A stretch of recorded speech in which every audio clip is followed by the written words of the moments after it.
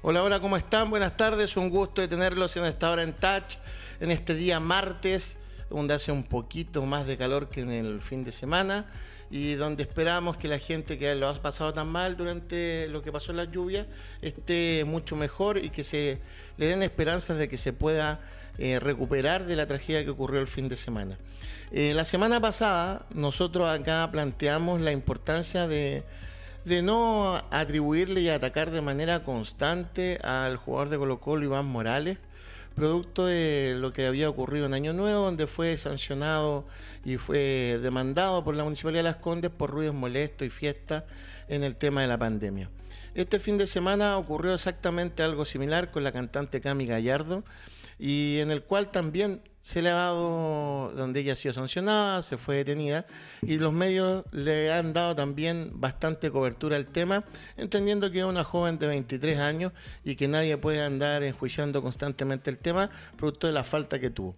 Lo que sí, y en esto quiero ser bastante transparente, no me parece correcto para nada que se difunda o que se defienda a Cami Gallardo de parte de compañeras de trabajo como Denise Malebrán o Cami Moreno, como que esto fuese un tema político o que es un ataque de género de mujeres, porque no es así.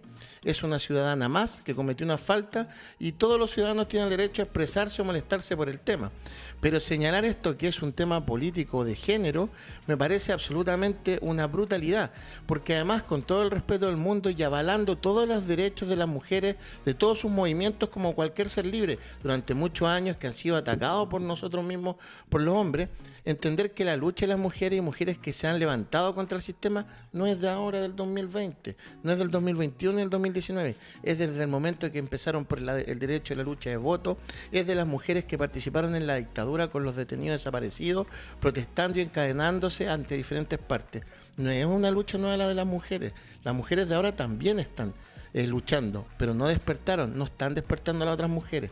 Así que no hay que irse, como quien dice vulgarmente uno, al chancho con determinadas cosas. Hay que asumir los errores, pero no tomen esto como una lucha política o de género. Se cometió una falta, asúmela, pero no involucres algo que no es lo que es para salir libre de una situación que no es la correcta.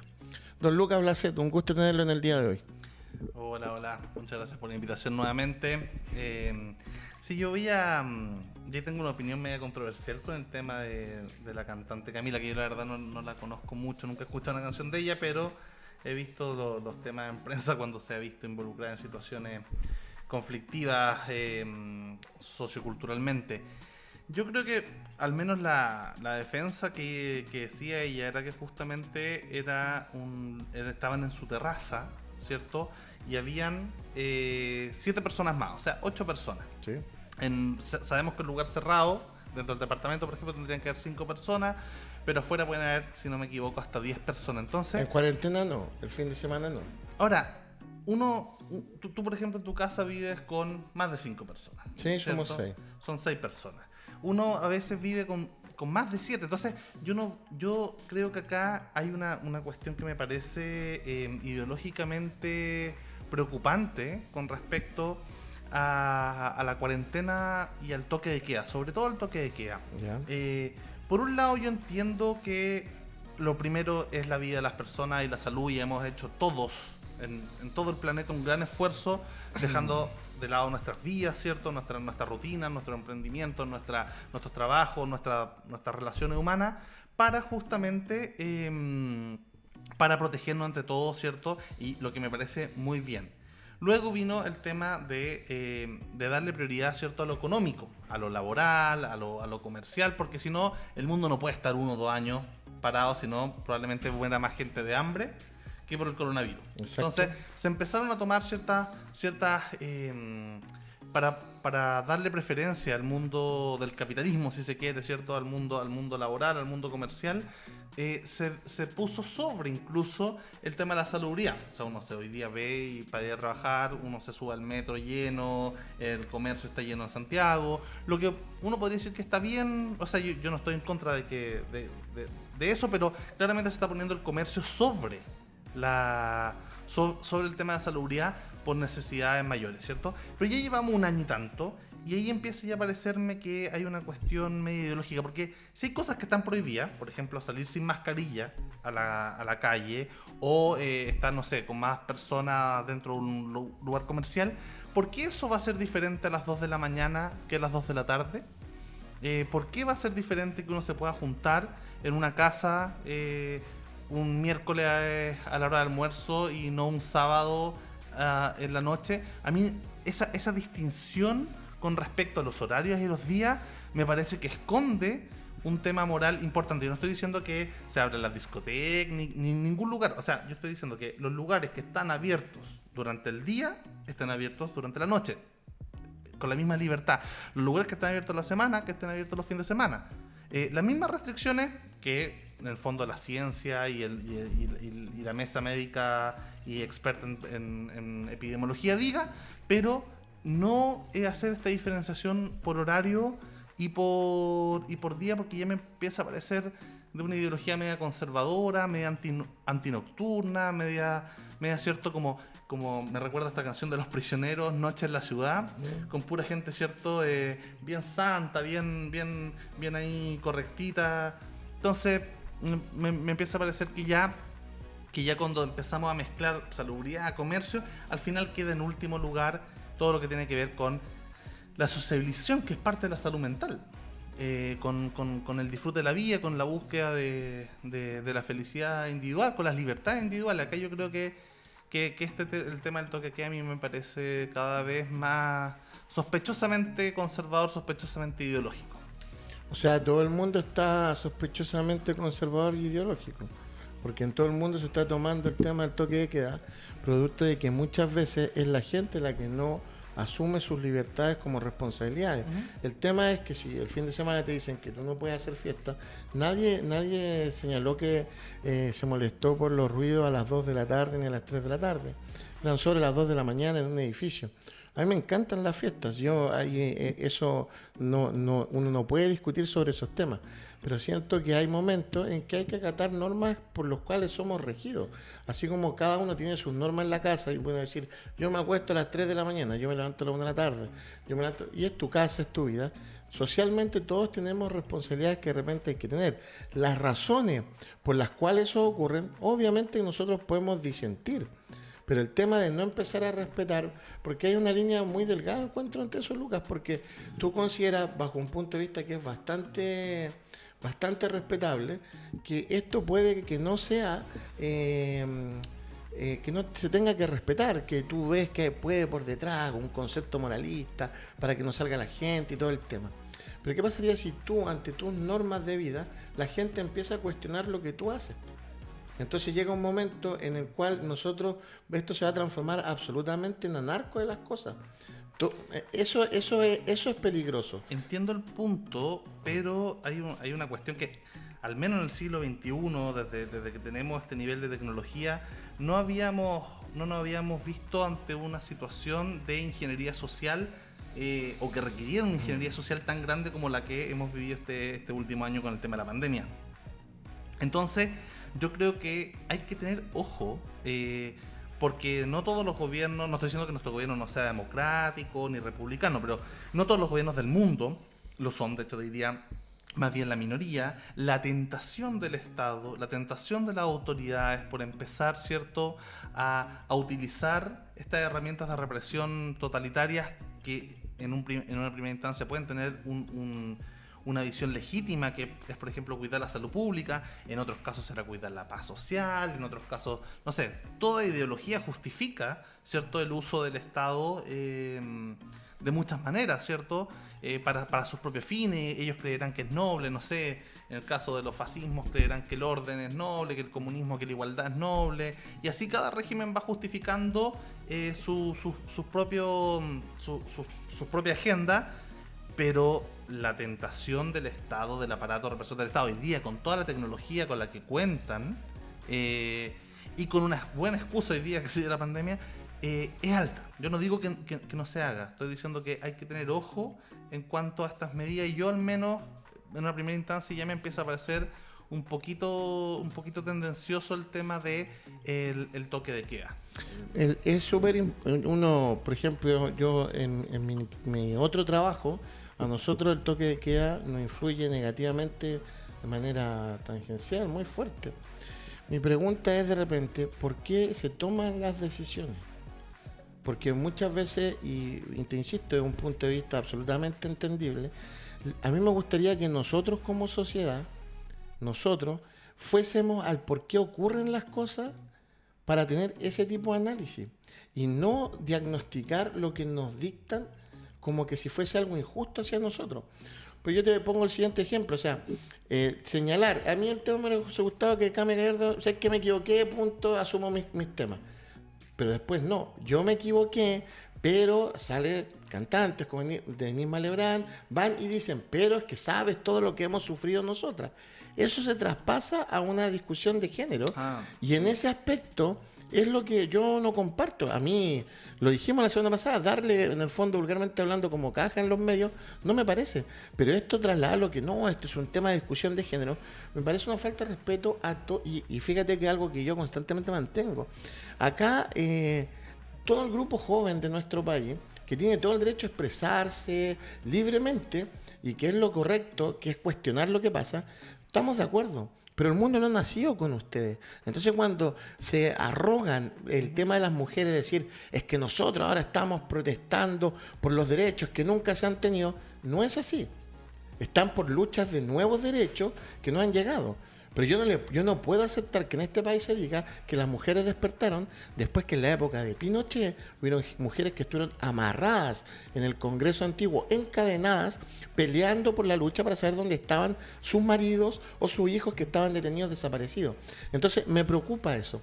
Todos los otros puntos de vista, pucha, son súper debatibles, podemos entenderlo. Ojalá que nos dejen hasta las 12, hasta la 1, porque todos estamos estresados, pero no aceptar las normas porque sí.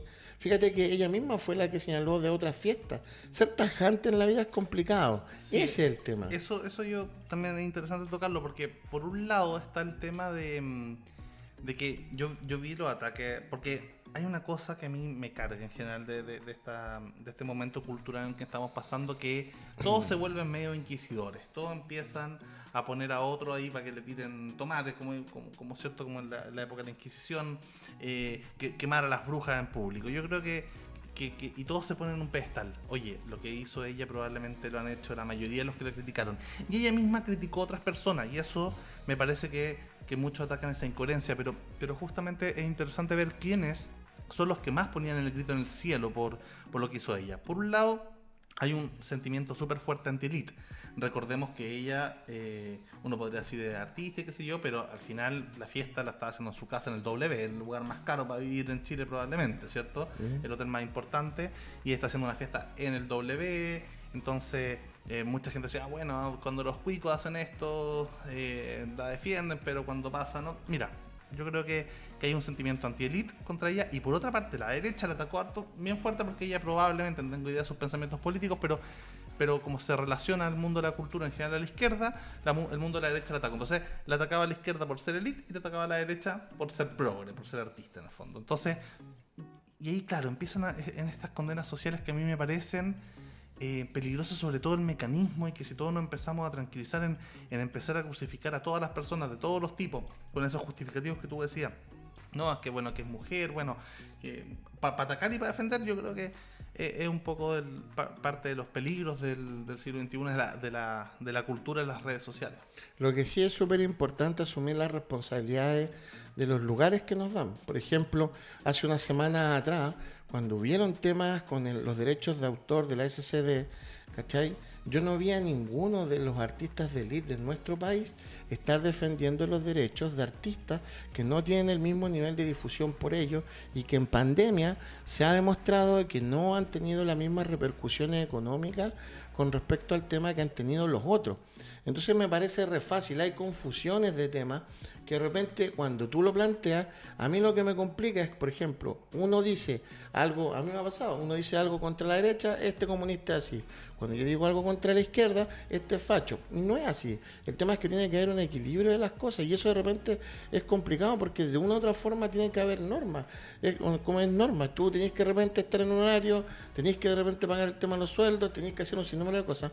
Y a veces pareciera que en este momento queremos la política del embudo. Y lo que sí es, a mí realmente en esto, llame conservador, viejo, lo que quieran, decir que la juventud de 25 a 35 años le abrió los ojos a todos los viejos que hay para atrás, que lucharon contra una dictadura que fue atroz, de las peores del planeta, donde se vulneraron los derechos de libertad de expresión, libertad de prensa, un sinnúmero de cosas, donde las mujeres jugaron un rol fundamental en este país. Arrogarse de que ahora nos están despertando, me parece a lo menos una falta de respeto. Y ahí es donde yo considero que está el tema medio complicado.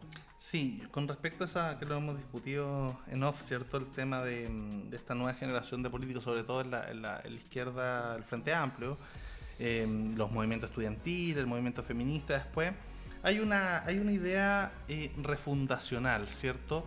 Y yo entiendo también, y esto si uno abre la historia política de Grecia antigua, estas luchas generacionales se han dado siempre. Y hay una cuestión que es básicamente que cada generación quiere ser protagonista de sus propias historias, ¿cierto? Y yo creo que la generación X, ¿cierto? ¿Tú qué año naciste? 74. El 74. Tu generación todavía era muy hijo cercano de la generación que luchó contra el tema de la dictadura, o sea, todo esto, los Lagos, los Bachelet. Es que no es hijo, lo vivimos. Claro, pero ustedes lo vieron jóvenes. Estoy diciendo la generación que vivió la época de Allende y de Pinochet, o sea, que probablemente estaba... No, yo a mí me tocó acompañar a mi mamá al Caupolicán, nos cerraron el Caupolicán y salimos del Caupolicán y estaba la policía con mazos pegándole a la gente que salía del Caupolicán. Tu generación con tu mamá... Entonces cuando ahora dicen que hay dictadura, yo no me trago ese cuento, obvio. ¿cachai? ¿No? Ese es el tema complicado. Estoy de acuerdo contigo, pero justamente en el caso de tu madre que luchó contra la dictadura y tú como hijo inmediatamente después... Toda esa generación, que es la generación, estoy pensando en los Marco Enrique Minami, en la Carolina Toá, ¿cierto? En Orrego, en Velasco, toda esa generación de políticos justamente fueron hijos políticos de la generación de los boomers importantes de la centro izquierda, Bachelet, Lago, Elwin, Frey, ¿cierto? Entonces no alcanzaron a generar un relato propio, porque el relato anterior inmediatamente de sus padres era un relato muy poderoso, o sea, era la lucha contra la dictadura. Como tú me estás diciendo que yo no genero un relato propio por lo que vi. Que la generación de ustedes todavía siguieron siendo el eco de la generación de los padres, o sea, que es toda la generación. O sea, yo no vi cómo la gente tuvo que pelear, espérate, yo no vi en la televisión que nos dieron 15 minutos para la franja del no, para pelear por nuestros derechos versus tener noticiarios donde no se decía nada de lo que estaban matando a la gente. No, tú me estás diciendo que nosotros no nos hicimos una visión propia, no, al revés, sino que vimos lo de los papás. Al revés. Tú viste eso en primera persona. ¿Sí? Lo viste en la tele, lo viste siendo niño, lo viste siendo adolescente. Viste a tus papás pelear, ¿cierto? Lo tienes muy presente esa historia. Sí. Entonces, pero quizás no te tocó ser joven en la época de Allende, no sé. No, sí, está más que claro. Entonces, se vive un poco del relato que lo vieron ustedes en persona, en la noticia en vivo, pero la generación ya de tus hijas, por ejemplo, ya esto lo ven en los libros de historia, no lo ven en la tele. Entonces, ya esa generación tiene una desconexión con esa historia, porque es como que sí, terrible lo Allende y Pinochet, pero también terrible, no sé, los O'Higgins y Carrera, o sea, lo ven como parte de pero verlo así tan fácil, porque la historia tiene que ser construida por la gente. Porque resulta que bajo ese punto de vista no debería ser empático con la gente que estuvo en los campos de concentración de Auschwitz para la Segunda Guerra Mundial. Porque yo no lo vi, entonces estoy viendo algo que no corresponde. Es que, claro, ahí justamente es parte de la historia, pero no parte de la vivencia propia. Sí, está bien, pero eso no significa que no ocurrió. No, ocurrió obviamente. Y tú puedes, pero es que le estás bajando el nivel a algo que es grave. No, pero es que, por ejemplo, tú puedes tener una opinión, no sé, sobre Israel y Palestina, por ejemplo, sin recurrir a lo que pasó en Auschwitz. Probablemente alguien que vivió lo de Auschwitz se toma el tema de Israel y Palestina de otra forma emocional, ¿cierto? Lo toma de una manera distinta, porque lo vivió. Para ti, ¿cuál sería la solución de todo eso? Yo creo que cada generación tiene que jubilar un poco a la anterior. Yo creo que no se puede seguir construyendo relato con lo que pasó el 73. Yo creo que hay que derribar ese muro, para usar simbología, ¿cierto?, de la Guerra Fría, derribar ese muro de Berlín y toca construir relatos nuevos. Yo creo que ahí lo que se agradece, a mí en general, siendo del lado contrario de Boric y Jackson y toda esa ala juvenil de izquierda, es que ellos volvieron a politizar la sociedad con un nuevo relato, que uno podrá estar en contra o a favor, y nos hace partícipe de esa discusión, o sea, de mirar los 40 años del futuro en vez de los 40 años del pasado. Entonces, y en este periodo que ellos han estado en parte nueva del Congreso y todo el tema, ¿cómo se ve ese nuevo relato? Porque uno ve las mismas prácticas de los más antiguos en sus mismos cargos. Por ejemplo, nosotros entrevistamos cuando teníamos haciendo amigo el diputado Renato Garín, que me parecía extraordinario y me cae súper bien, pero resulta que renunció pese a ser constituyente y él fue elegido para otra cosa. Y ese es un camino que es lo mismo que los otros antiguos políticos. Entonces, tú acabas de decir una palabra muy importante, la construcción. Mi pregunta es, ¿cuánto tiempo hay que darles para la construcción de la generación nueva que está pidiendo los cambios? ¿Cuál es la construcción? ¿Dónde se va a ver eso? Yo creo que estamos justamente en una época bastante convulsa, de bastantes cambios. O sea, si yo recuerdo, ya tenía conciencia política en la década de los 2000, y era una década, entre comillas, antes de la crisis del 2008, fome de puro buena que era, ¿cierto? Más o menos nunca se había alcanzado tanta paz, tanto bienestar en la historia de la humanidad. Si uno habla de un libro de historia, nunca se había alcanzado tanto bienestar como en ese momento. Pero después, con la crisis del 2008, la crisis económica, ¿cierto? Luego ya lo que tiene que ver con los estallidos sociales, con las redes sociales, ahora con la pandemia, se va construyendo nuevamente una historia. Y yo creo que el relato está todavía en disputa. O sea, no hay una cancha clara con respecto a cuál va a ser ese relato en construcción. Yo creo que... Entonces el más viejo, porque en este país se ha dado la cultura, cuando yo hablo de viejo, estoy hablando de 50 años para arriba, 55. Se está creando una cultura que la gente que es más adulta, que es más vieja, resulta que está obsoleta. Y no hay país que crezca que no se valore lo que es la experiencia del ser humano. Es lo mismo cuando hablamos de temas que realmente nos gusta hablar de temas de tecnicismo. Es cuando acá en nuestro país no se valora a quien trabajó en una empresa que quebró para que no vuelva a ocurrir. Entonces acá se irrumpe legítimamente para cambiar. Todos los cambios culturales vienen con los temas de la juventud. O sea, todos ese tienen el derecho de cuestionar. El tema es que el cuestionamiento tiene que venir con una acción, po. Y esa acción hoy día no está. Y lamentablemente uno puede decir, no, es que la estamos contra. Hoy día no está. Fíjate que para los candidatos presidenciales no hay ningún joven de 35 años que aglutine y diga, yo puedo ser candidato a la presidencia. Ninguno. O sea, tú hoy día pones a Giorgio Jackson, pones a Gabriel Boric, pones a una de derecha, no sé, Marcela Sabat. No hay. Estamos hablando de gente de 35 años. No existe. Y si no existe, es porque están en búsqueda de la construcción. Porque si existiera, estaría. Mira, dos cosas. ¿La generación pingüina de qué año es? 2006, mi misma generación. Tu generación. Sí. Estamos en el 2021. Han pasado 15 años y en 15 años no tienen un prospecto de posible candidato a la presidencia. Yo creo, mira, 15 años. Hay varios temas interesantes. Ya, voy a partir en orden. Primero, el tema de la generación boomer. Hay una cosa que pasa, que la generación un poco mayor que tú, que tiene que ver con que es probablemente la primera generación en la historia. Yo creo que es una generación que entiendo su frustración, porque tú venías, generación tras generación, los padres le enseñaban a los hijos, ¿cierto? Y eso es una cosa muy natural, muy biológica. Con el salto tecnológico, los hijos empezaron a enseñar a los padres. Probablemente ya con nosotros no, porque tú ya naciste. Me acuerdo que tú de niño tenías la cuestión del Super Nintendo. O sea, ya tenías una relación con la tecnología. Eran aspectos tecnológicos. Claro, tecnológico. Pero como la cultura se ha convertido en lo tecnológico hoy día, o sea, las redes sociales, ¿para qué decir? somos los hijos los que le empezamos, o sea, yo probablemente le he enseñado más a mi papá y a mi mamá de lo que ellos me enseñaron a mí. De aspectos tecnológicos. De aspectos de Porque todo tú sentido. perdona que te interrumpa, el manejar el aspecto tecnológico, la cultura, que no es lo mismo que la inteligencia, ser culto no es lo mismo que inteligente, viene sobre la base de un sinónimo de valores. Y los valores son entregados por tus padres o quien te crió. ¿Cachai? Tu abuelo, tu tío, o los mismos valores que tú fuiste engendrando en la calle para poder ponerlo al servicio de la sociedad. Pero los valores van cambiando también y, por ejemplo, o sea, piensa, por ejemplo, con el tema del matrimonio homosexual, ¿Sí? que es algo que hoy día el mundo civilizado lo encuentra un derecho humano. Probablemente son valores que los hijos le enseñaron a los padres, no al revés.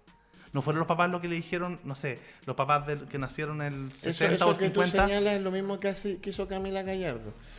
Siento que no hay que ser tajante en todo, porque tú no sabes qué tipos de papá hay en su número de lados. No, pero pero la norma en general, y esto hay muchas encuestas que lo demuestran, ¿cierto? Que las generaciones más anteriores son más conservadoras. Los derechistas.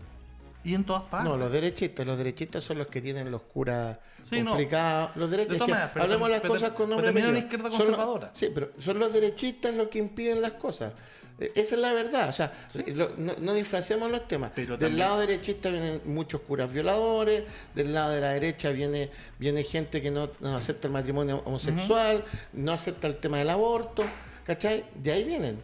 O sea, las leyes son impedidas por el tema de la derecha. Eso es así. 99% de acuerdo contigo, pero hay que recordar que la izquierda histórica, dura, era tremendamente conservadora. O sea, Stalin y el Che Guevara tenían opiniones sobre los homosexuales. Sí, pero revísalo hoy día acá en Chile. No, por eso, pero no vamos. Yo te diría, por ejemplo, si uno compara a un Ignacio Briones con un Jadwe, probablemente Ignacio Briones sea más liberal que Jadwe.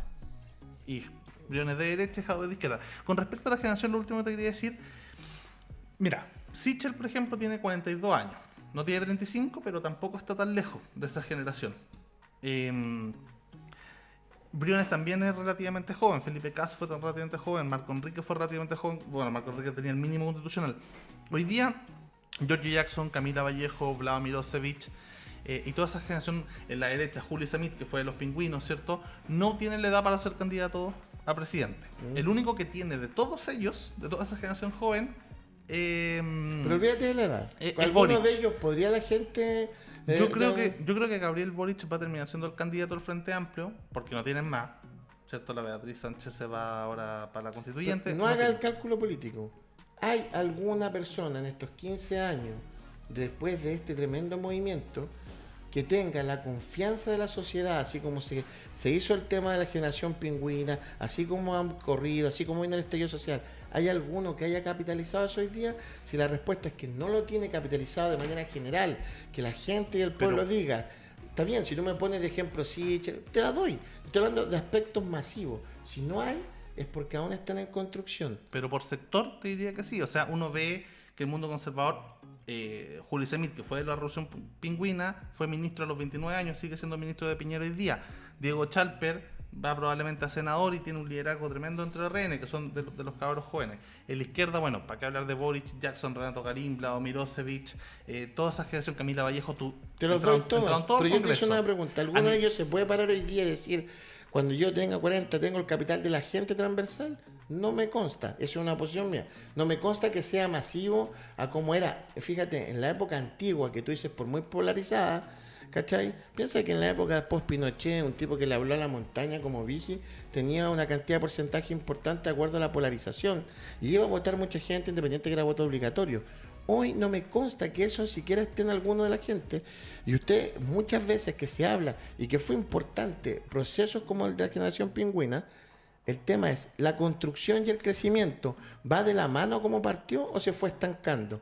Y eso tal vez no lo vamos a ver acá. Yo creo que para 2025, cuando todos tengan la edad, vamos a ver un promedio de edad de candidatos presidenciales bajísimo. O sea, estamos hablando de que va a ir Giorgio Jackson como candidato presidencial, no me cabe ninguna duda. Va a ir Camila Vallejo como candidata presidencial, no me cabe ninguna duda. Va a ir Vlado Milosevic como candidato presidencial, no me cabe ninguna duda. Y van a ser bastante más atractivos para el sector de centro y centro izquierda e izquierda que, por ejemplo, Heraldo Muñoz o Vidal o Jadwe. Bueno, esa es la pega, esa es la pega. Yo creo que... Porque si además van a ir como gente joven, con ideas viejas, quiere decir que menos avanzamos. Entonces, la preocupación, esto no es un ataque a la juventud. Al contrario, nosotros necesitamos de la juventud, de los líderes nuevos, pero sí necesitamos que sea con aspectos tangibles reales. Pero yo Porque creo que si cada no- uno en su ideología son, o sea, no son, o sea, yo si uno compara el discurso de Camila Vallejo con el de Daniel Jadwe, dentro del comunismo hay una diferencia brutal, sobre todo en temas de feminismo, de cierta agenda valórica, incluso en aspectos filosóficos, de neomarxismo versus marxismo ortodoxo. O sea, uno se encuentra esas diferencias en la izquierda. En la derecha pasa lo mismo, hay una derecha mucho más liberal, mucho más progresista en términos morales que la derecha antigua, y eso al final sí pasa por una cuestión de carne. Ahora eso es importante que eso se vea, que eso se vea en la gente común y corriente, y no en las cúpulas. Porque si esto sigue siendo con un lenguaje de cúpulas, no vamos a avanzar. Y ese es el problema. Y esa es una tarea fundamental, que el lenguaje sea cercano a la sociedad. Porque si no vamos a estar en lenguaje muy lejano, como lo que ha ocurrido ahora, como tú señalaste de Sichel, donde estuvo en el Banco Estado, donde hubo gente que se fue a conversar con él para llegar a acuerdos para el tema de la pandemia, y después se fue, legítimamente se fue, y quedaron las cosas ahí. Misma situación con Briones, que él tiene un tema puntual con la Carta de Hacienda y todo el tema, y se va. Y claro, tú dices, viene otra gente nueva a tomar las cosas. Pero el tema es, ¿cuál es la continuidad para el desarrollo? El vocablo de cómo me acerco a la gente. En eso están pendientes todos. Y también eso es lo que asusta con las cúpulas jóvenes nuevas. ¿Se van a acercar o no se van a acercar? Fíjate que el Frente Amplio tenía dentro de su gente nueva tener un diputado como Flor Motuda. Y miren lo que pasa hoy día con Flor Motuda. Claro, que no es nuevo culturalmente hablando. Pero estaba dentro del abrazo del tema. Beatriz Sánchez no quiso ser candidato presidencial. A lo mejor ya las necesidades económicas me ven a entender, voy a irme por este camino para asegurar también pega. Que son también temas súper entendibles. Entonces, no es tan fácil atacar y decir todo lo que había para atrás está mal, porque en este momento la construcción es esta. Son 15 años, y en 15 años hoy, la realidad es que estamos muy lejanos al crecimiento de esos liderazgos. En el estallido social, Gabriel Boric fue atacado por la misma gente. Sí. Entonces, la credibilidad para 15 años, no sé si es tan grande como debería ir en el crecimiento que tuvo en el inicio de este movimiento. O sea, depende de cómo uno lo compare, porque si uno lo ve y lo compara con lo que era posible en ese momento, han llegado bastante lejos todos. Y estoy hablando de gente de derecha como gente de izquierda. Yo no sé si habían diputados que hayan llegado con 25 o 30 años en los 90 o en los 2000 o los 2005. Hasta esa estaba en el Parlamento, es con las armas viejas, porque se usufructó del tema de aspectos binominales para tener diputados con el 1%. No, al revés. El final binominal permitió que entraran... Permitió para que tuvieras con el 1%. Y resulta que tener diputados con el 1% producto de los arrastres, yo no sé si eso sea tan democrático. Entonces, el discurso dice una cosa... Es que era eso o el binominal, pero o sea, hay que elegir. O sea, todo sistema electoral, no hay sistema electoral perfecto. Por eso. Y había que elegir o el binominal, que era terrible, o este que no es perfecto, pero es mejor que el anterior. Pero cuando yo gano con el 1%, por ejemplo, podría tener un discurso súper más altruista a lo que yo estoy haciendo. Y no tan pedante, porque tenía el 1%. Si está bien, fuiste elegido democráticamente, de acuerdo a una lista, un montón de cosas más, con el 1%. Y te arrastraron con el 1%. Tan claro que era el mal menor, pero la realidad es que eres diputado con el 1%. Y eso no es construcción con respecto a temas a futuro. Está bien, te lo permite la ley, pero estás siendo diputado con políticas añejas. Y tomas después una postura muy arrogante ante las cosas. Pero ahora uno tiene que pensar que hay 155 diputados, o sea, y cada voto son todos iguales, ¿cierto? Representa menos del 1%, representa el 0,8% si es que o 0,7% si uno lo divide en el total. Entonces, a mí me parece que el Congreso está justamente para que se den esos diálogos, para que se actúe en bancada, para que de alguna manera se establezcan relación y diálogo de partidos que son la forma de ordenar ideológicamente a la sociedad. Bueno, vamos a leer acá los saludos. Nos fuimos, era al inicio, nos fuimos por un montón de lados. Rodrigo Valle, muy bueno cómo se respetan y abren los puntos de vista, diálogos que abren pensamientos. Felicitaciones. Beatriz Sotomayor, saludos a esta hora en Touch. Gloria Muñoz, estamos en pandemia y hace eso la diferencia, cometió un delito.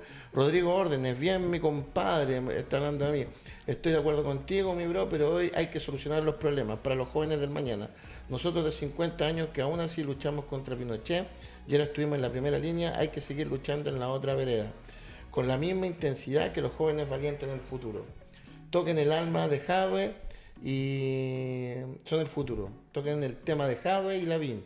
Saludos de parte de Rodrigo Órdenes Alcohólica desde Ñuñoa, que nos manda ahí saludos. Lucas, ¿qué comentario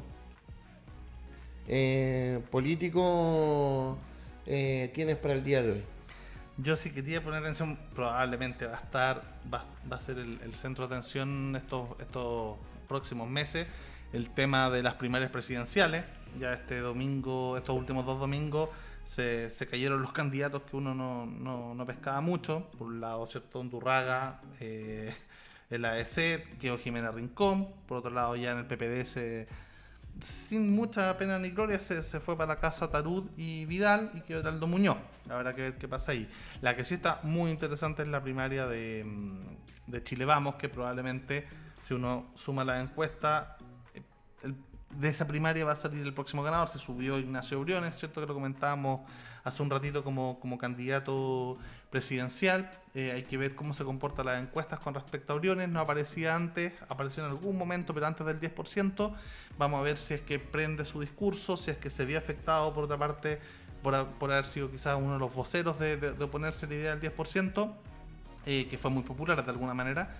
Vamos a ver cómo se comporta el electorado con la simpatía hacia Briones, a quién le quita votos, si le quita a Sichel por ser liberal, si le quita a Desbordes por representar un poco más ese estilo más de clase media, o si, bueno, le quita a Lavín por no sé, por simpatía. Es raro distinguir el voto de Lavín. Cosa interesante también es cómo Briones de alguna manera ya tiene como una aliada dentro de eso y se están generando como amistades y enemistades. Briones ya está con Evelyn Matei, se le dio una noticia en Exantes justamente sobre esta alianza que tendría Briones con Matei, sobre todo para darle duro a Sichel. Entonces ya empezamos a ver esta... ¿Y esas alianzas por qué tú crees que se producen? Yo creo que hay una política quizá más noventera porque acá vemos dos generaciones muy distintas. Tanto Briones, Sichel como Desbordes nacieron al menos políticamente en este nuevo Chile. Matei y Lavín, yo era niño y los veía en las noticias. Ellos eran candidatos presidenciales cuando yo todavía no tenía conciencia. Entonces vemos dos generaciones interactuando ahí. Yo creo que Evelyn Matei a mí me gusta como candidata, pero cada vez que se acerca a la presidencial, su carácter tan amigable, tan simpático, tan dialogante, empieza a ponerse más crispado. Lo vimos con Parisi en 2013, que salía justamente con Marco para pegarle a Parisi. Lo vimos con Piñera en 1993, con el Quiotazo, ¿cierto? Contra la MAN en el año 99. Entonces, Matei, cuando se acerca al tema presidencial, se pone un poquito más fiera. Y claro, yo creo que Bópoli tiene una alianza natural con Matei. Sobre todo, bueno, tienen la principal enemiga de Matei adentro es Lavín, ¿cierto? Se levantó como contrincante de él. Y por otro lado, apoyaron, ¿cierto?, en Vitacura a Matei, a la actual candidata de Chile Vamos, ¿cierto?, Camila Merino. Hoy día Matei está apoyando fuertemente a Hernán Larraín Mate, de constituyente, y a Blumel, el exministro Blumel, que también va constituyente por Providencia. Entonces está apoyando a esos candidatos. Entonces uno ve ahí, ¿cierto?, esa relación que un poco nadie sabe para quién trabaja. Éticamente, que esto lo han hecho tanto derecha como izquierda, ¿para ti te parece ético o moral que uno empiece con un grupo de trabajo por el bien del Estado de Chile, como parte de ministerios, y resulta que a mitad de camino o antes de terminar se salen producto de que están viendo encuestas, si son mejor o peor evaluados en un ministerio para poder lanzarse a determinadas candidaturas. ¿Te parece ético eso de parte de las personas en nuestro país? Sí, a mí me parece que es parte de la política justamente tener, o sea, la idea es que el ciudadano cuando llegue a la papeleta elija entre las mejores cartas posibles. Y las encuestas son la forma de medir cuáles son las mejores cartas posibles. De hecho, la elección presidencial es la que tiene menos restricciones para competir. O sea, uno puede elegir a casi cualquier persona que sepa leer y escribir y que tenga más de 35 años, lo que me parece absolutamente un absurdo poner esa ley de 35 años si somos todos ciudadanos después de los 18. Pero justamente me parece bien que las personas tengamos la opción de elegir. Si hay un ministro que brilla, ¿cierto? Que es importante y que la ciudadanía lo cree. Hay ministros que la gente no los quiere ni en pintura, que si se tiran a concejal de Punchuncaví no salen electos, ¿cierto? ¿Cómo confía la gente si uno se levanta a votar por un candidato hoy día? ¿Tiene certeza que ese candidato va a poder terminar su periodo para el cual fue elegido? Por ejemplo, con Evelyn Matei sabemos que ir a votar por ella en Providencia es votar por alguien que ella va a renunciar el día siguiente. ¿Y eso es ético igual de acuerdo a lo de la política? Según Evelyn Matei, no. Según Lucas Blasé. Cuando lo decía sobre Joaquín Lavín decía que era poco ético, después ya lo está haciendo. Me cuesta entenderla en ese sentido. Porque o le daba la oportunidad, como lo hizo Joaquín Lavín, a otra carta en Las Condes, o no lo hacía, pero fue muy crítica y después hace lo contrario. Por eso me cuesta entender. Acá me escribían, Briones está en contra del aborto, eso lo hace liberal igual, ¿no? Tenía entendido que estaba a favor, pero yo creo que... De las tres causales estaba a favor. Yo creo que el liberalismo en general, más puro, más químicamente puro, está a favor del aborto libre. Y hay que entender que Briones está en una coalición de derecha, o de centro derecha, bueno, de derecha ahora que aceptaron a José Antonio Kast, y al mismo tiempo, para la constituyente, y al mismo tiempo vienen de Evópoli. Evópoli es un partido que uno podría considerar liberal conservador, ¿cierto? Tiene su origen en una ideología llamada The Big Society, que fue sacada del Partido Conservador inglés. O sea, ellos no nacen desde el liberalismo, ellos nacen desde un conservadurismo más moderno. Entonces, se puede entender quizás que un Briones, por ejemplo, esté en contra del aborto. Yo pensaba que estaba a favor, pero se puede entender sobre todo por el origen del partido. Sichel probablemente sea similar, porque hay que entender que él también originalmente era demócrata cristiano, a pesar de que fue evolucionando hacia el liberalismo igualitario y ahora ha dado más guiños libertarios. Uno puede entender quizás que estén a favor del aborto en tres causales, que es lo que se tiene ahora. Sería raro incluso, no sé qué político está en contra del aborto en tres causales hoy día si es que ya está legalizado. No escuchaba a José Antonio Kast decir, mi primera cosa como presidente va a ser ilegalizar el aborto. Porque nos vamos dando vueltas siempre en temas de que no van a lo contingente las personas. Le quiero dar las gracias a toda la gente que ha escrito, que nos ha estado viendo. Hoy día, anoche nosotros vimos como una detención ciudadana, casi linchamiento, producto de un grupo que fue a hacer un portonazo y la gente tomó en Estación Central a un joven que era uno de los que estaba, un joven de 15, 16 años, y lo dejaron desnudo y fue amarrado hasta que se fue preso. De hecho, hoy día los magistrados estaban diciendo que no es la idea que la gente se tome la justicia en sus manos. Mi pregunta es, ¿está cansada la gente ya de lo que está pasando y estamos llegando a la justicia en sus manos? Tú hablabas recién de temas importantes, morales, por un toque de queda, y resulta que que puede ser importante para la gente hablando sobre un carrete. ¿Qué siente esta gente que tiene que estar tomando la justicia en sus manos, producto de que ya se está cansando de los constantes temas de asalto y donde no hay soluciones de parte de quien debe regir la tranquilidad, que es el Estado de este país? La tentación barbárica siempre ha estado. Yo creo que esa sensación de que no nos cansamos siempre ha sido un justificativo, porque la justicia más barbárica, más violenta, ha existido siempre, y probablemente así era como resolvía los conflictos de la gente antes de la creación, ¿cierto?, de la ley, de la república, del Estado, del debido proceso porque uno no sabe hasta que se demuestra, uno es inocente hasta que se demuestra lo contrario. Entonces estas situaciones barbáricas no tienen que ser en ningún caso nunca ni toleradas ni justificadas. Yo creo que incluso un asesino tiene que ser tomado detenido, se respetan sus derechos humanos, aunque él haya violado los derechos humanos de otra persona o la dignidad de la vida de otra persona. Esa persona se toma presa, se hace un juicio justo y cuando hay condena recién, a esa persona se le aplicará la pena correspondiente preestablecida por la ley. Hacerlo antes es barbárico. En cualquier situación, con cualquier crimen, siempre. El único justificativo es defensa propia y eso tiene que estar súper claro. No puede sentir una persona que se ha esforzado, que anda en la calle con su mascarilla, que no ha visto a su familia, que se ha habitado de carretes, de un sinnúmero de cosas, ¿no puede considerar barbárico que hayan otros que no respeten las mismas normas que ellos? Yo creo que... Porque antes me decía lo contrario a lo que me está diciendo ahora.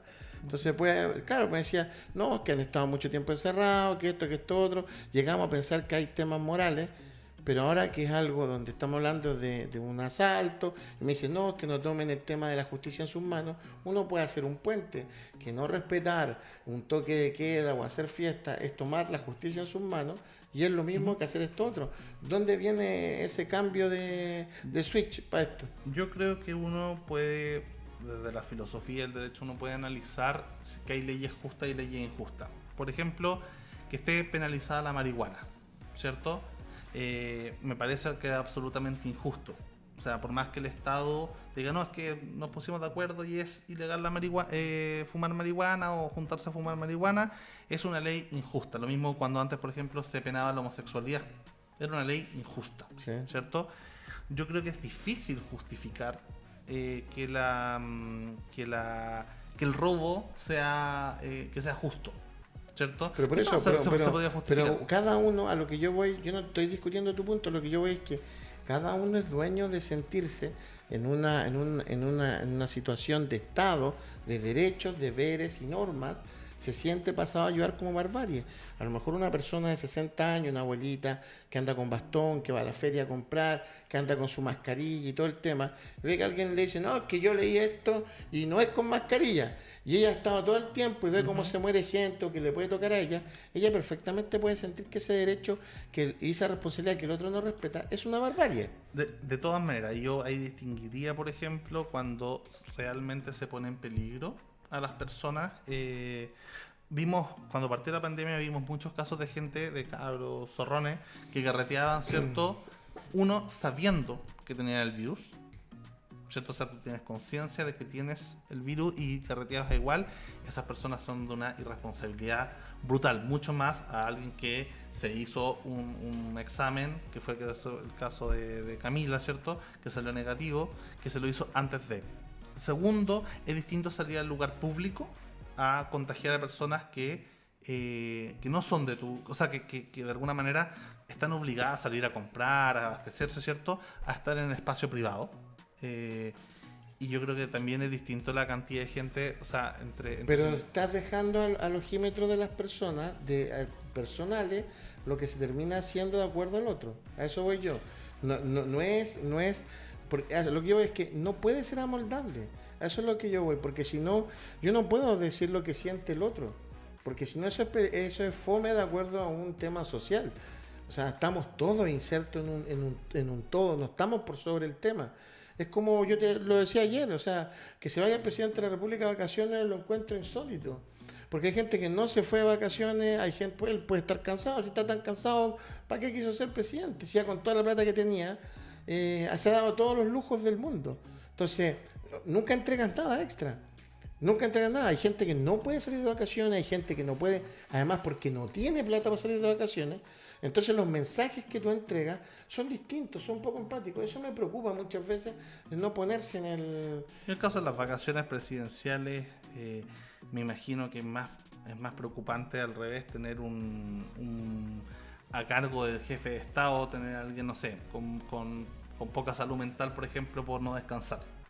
Sí, no, o sea, lo que pasa es que en el fondo eso entonces no te vayas al cargo. Lo que pasa es que porque a la ciudadanía se le pide mucho porque si pones a cualquier persona bajo ciertas situaciones de estrés, cualquier persona va a colapsar. Pero el mismo estrés que tiene el tipo que va en Sí, la micro, pero en él el no metro, pero él entonces no no te tiene, tires. él no tiene No. bombas nucleares, o sea, Sí, tiene no bombas te nucleares, tirís, pero... pues, no te tirís, pues. El tema está que la sociedad, a esta ¿Pero tú sociedad... crees que ningún presidente quiere tener vacaciones? No, lo que estoy hablando de ahora, los mensajes por Lucas. O sea, ¿por qué siempre la gente tiene que ceder, pues? Pero la gente puede pedir un permiso de vacaciones. La gente, no todos tienen la plata del permiso de vacaciones, no tienen el derecho de seguir trabajando, no pueden estar porque no están trabajando, otros perdieron su empleo. Entonces, el tema es hasta cuándo la gente tiene que siempre tiene que ceder ante todo. Pero Jano, la mayoría de la gente tiene permitido tener, todos los chilenos tienen permitido poder sacar... Pero no todos tienen para hacerlo. Bueno, po. entonces significa que si no todos tienen casa y hay gente pobre que no vive en la casa, ¿el presidente no debería tener casa? No, Lucas, No, lo que pasa es que yo soy presidente de todos los chilenos y yo me tengo que poner en el lugar. Me estás diciendo que hay un porcentaje de población que... Lo que pasa es que así es fácil gobernar, po. Es fácil gobernar teniendo la ley del embudo. Es no, fácil. No es ley del embudo. Es ley del embudo. No, porque la gente está estresada, porque se le pide no salir, porque tú mismo acabas de decir antes, no hay permiso, se le pide no hacer deporte, hay gente que vive en 20 metros cuadrados, y yo me voy. No me parece justo. Y además me voy con la mitad del gabinete nuevo, pero si producto siempre, que los demás hicieron el casting para irse a otros lugares. Pero siempre, o sea, el presidente siempre ha podido tener vacaciones, estén en cualquier situación. O sea, cuando en una situación de normalidad, mientras el presidente se da vacaciones, el presidente de cualquier país se da vacaciones, en todos los países hay gente, no sé, viviendo en la calle. ¿Significa que ningún presidente se debería poder ir no porque se hay trata gente que viviendo en la estamos calle? todos en pandemia, por Lucas. Sí, pues. Estamos en pandemia. Y la Estamos gente en también pandemia. y la gente en pandemia se habilitó la posibilidad de salir de vacaciones, ¿cierto? Sí. Que es la única cuestión que yo he visto como que de preocupación de la salud mental de los chilenos y no solo del comercio. Ahora, anda a ser tú si fue por decisiones comerciales, me voy a poner Sotomayor hoy día, pero anda a ser si fue por decisiones del área turística, pero básicamente se permitió. Bueno, dos temas puntuales. El carnet de identidad, si te vencía, se extiende, así que para que la gente no salga. Y también, porque vamos a ir a lo que de un día como hoy, porque ya se nos ha ido pasando, volando el programa, y vamos a ir a lo que ocurre en un día como hoy. También la importancia de que mañana comienza el tema de las vacunaciones en la sociedad, que va por un calendario, que es un calendario etario, en el cual la gente esperemos que se vacunen. ¿Cómo ves el tema del proceso de vacunación para la pandemia? Mira, ¿Tú te vas a vacunar? Cuando me llegue el rango etario, obviamente me voy a vacunar. Yo creo que ha sido una... A mí me da confianza que este gobierno haga la vacuna, porque hace rato nos está vacunando la derecha, así que no hay problema. Sí, yo creo que es una luz de esperanza el tema de la vacuna para la humanidad entera, o sea, porque una vacuna, o sea, se pueden demorar hasta 10 años una vacuna, o sea, y acá se hizo todo el esfuerzo para que sea lo antes posible. Y yo no sabía que era tan complicado cuando me empecé a meterme en el tema de cómo se fabrican las vacunas. Claro, es un tema que puede durar hasta una década, pero acá se sacó en tiempo récord, se pusieron todos los esfuerzos mundiales en poder sacarla, lo que me parece muy bien, y de alguna manera eso ha permitido que... Y otra cosa, que cuando claro vino la contrarrespuesta que estaban haciendo nuevas cepas del coronavirus, ¿cierto? En Inglaterra, dije, chuta, se va a expandir ese y la vacuna no va a servir. Bueno, por suerte sirven, entonces ya yo creo que estamos viendo la luz al final del camino para poder volver nuevamente a la normalidad, no sé si una nueva normalidad o a la antigua normalidad, pero al menos podemos ver, ¿cierto? Un nuevo reinicio de la sociedad con respecto a una era post-pandémica. Bueno, les comento que a partir de la otra semana vamos a empezar a tener acá en el estudio y también por Zoom diferentes candidatos, tanto a alcaldes, a concejales, a constituyentes, entonces donde van a poder ellos expresar sus ideas libremente, que es la idea de este espacio. No tenemos por qué estar todos de acuerdo con respecto al tema, pero la idea es que puedan dar libremente su opinión. Maxi, antes de que pasamos en un día como hoy, quería ver tu opinión de lo que estuvimos conversando. ¿Tú sentís que hoy día hay una situación igualitaria socialmente para la gente en nuestro país, o se le está pidiendo constantemente mayor esfuerzo al común de los chilenos versus las clases de élite política y económicas más fuertes de nuestro país? Hay una clara imagen de diferenciación, y esa diferenciación se acentuó obviamente con todo esto de octubre del año pasado, pero sí, estoy de acuerdo contigo en ese punto en particular. Creo que el presidente sí deberá estar en un momento, efectivamente tiene derecho a estar de vacaciones como cualquier ser humano, como dice Luca. Todos necesitamos salud mental, pero efectivamente hay trabajos que son más importantes que otros, ¿cachai? Y creo que también en esto, él, al ser un jefe de Estado, debiera estar al menos dando una imagen de más como de seguridad en un momento de crisis en la que estamos viviendo muchos. En el comienzo, que tú eres una persona que trabaja en todos los temas de comunicación y también eres artista, ¿tú sientes que hay un tema empático hacia ustedes con respecto a lo que está pasando? ¿O también hay élite en los temas culturales donde los que tienen más o los que tienen un rango más conocido de repente no están muy preocupados de los que tienen menos y más va hacia un discurso popular más que realmente tangible? Creo que culturalmente Chile, o sea, la cultura en Chile nunca ha tenido el lugar que debiera tener en términos de la escala de valores, y eso ha quedado ahora como al desnudo, digamos, porque los músicos hemos quedado sin trabajo y todas las personas que trabajan en torno a la música, los técnicos y todo, que también han salido a las calles, si te has fijado también, a reclamar por un poco de atención también. Es difícil también tener como todos los grupos felices, digamos, a todos con las respuestas que uno necesita, pero efectivamente sí, pues los artistas han estado bastante de lado, y sí, Chile, claro, tiene una parte elitista en todo aspecto, yo creo, en el arte, en el trabajo, en la política. Entonces tenemos muchos temas nosotros que ir viendo para poder resolver. Otra cosa que es importante, estábamos conversando con Maxi, que es director de la radio, entender que Esta Hora en Touch busca un espacio donde hablemos de todo y donde lo hablemos con nuestros puntos de vista para poder ir creciendo, porque esa es la forma que se puede generar libertad. El viernes pasado, con todos los despidos que hubieron en el grupo Copesa, donde muchos diarios, donde el diario La Tercera y La Cuarta van a bajar su circulación, donde hay gente que se queda sin pega, los medios independientes como este y espacios como este son los que tienen que dar la posibilidad de que uno se exprese como corresponde. Y ese es el objetivo de este programa, y esperemos que siga en el tiempo y que sea un espacio que todos lo ocupen de manera positiva. Ahí quería aprovechar de meter la cuchara con Dígame. el tema lo invito también al canal Liberty News y Liberty TV, ¿cierto? En YouTube y en Facebook hacemos streaming y distintas conversaciones con varios personajes interesantes. Hablamos de filosofía, política, cultura, así que los dejo invitados también. ¿Cuándo el próximo capítulo en Radio Touch? Vamos a entrevistar el miércoles a una candidata Mañana. Constituyente, sí. Así ya. que vamos a estrenar ya ¿De qué nuevo partido? equipo. Evópolis. Ya, y sabe de Callo, ¿no? Vamos a ver. Cachar, ya. Sabe de Callo, listo. Vámonos hasta un día como hoy, po. Un día como hoy vamos a ahí ya se nos está acabando el programa. Un día como hoy, yo no sé quién tiene primero ahí el Maxi, para que me vaya diciendo. Mire, Shakira y Piqué de cumpleaños el mismo día. ¿Sabía usted eso? ¿Los cacha los dos ustedes? Porque me dijo recién que no conocía ninguna canción de Cami Gallardo. ¿Qué escucha usted de música? A todo esto me tiene medio metido. De todo, me gustan las bandas sonoras de películas. ¿Ya? Eso es lo ¿Cómo que más qué película? Star Wars, John Williams, Hans Zimmer.